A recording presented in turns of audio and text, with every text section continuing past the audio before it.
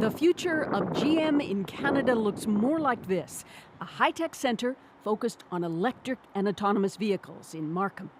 Stung by the fallout from closing Oshawa, you can see that on each of these benches. GM Canada's new president, Travis Hester, invited us to tour its growing technology hub north of Toronto. They have a cluster, a centre stack, which is the screen that everybody touches when they get into the car, and then they can effectively operate the vehicle from their desktop. 450 mostly engineers and coders have been hired on since February. Another 500 are in the plans, all to help execute GM's transformation, as it calls it, to battery-powered vehicles. We see this as a tremendous value add to Canada.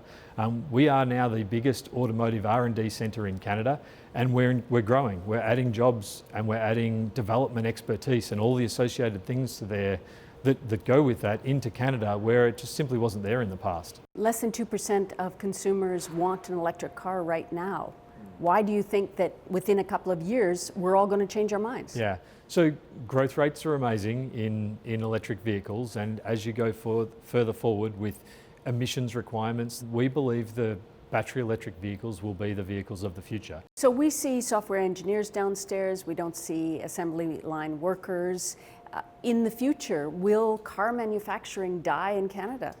No, I don't think so. We are transforming the entire industry, and part of that is very tough in some respects, but transforming the industry includes both software side and the manufacturing side.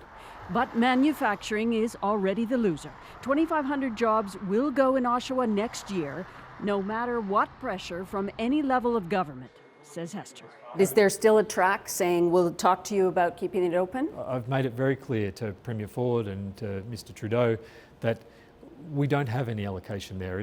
There is nothing to build there afterwards. So it's very difficult to have a discussion on anything beyond December 2019 because there isn't anything to build.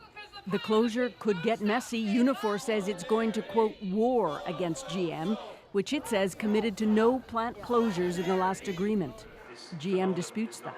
So, Travis, how do you get around the collective agreement, which says no plant closures before 2020? We don't believe the document states we can't do that. So welcome to the lab. GM's newest hires work in an auto lab, not an assembly line. This is where we're shooting for our level 5 system. Level 5 means fully autonomous.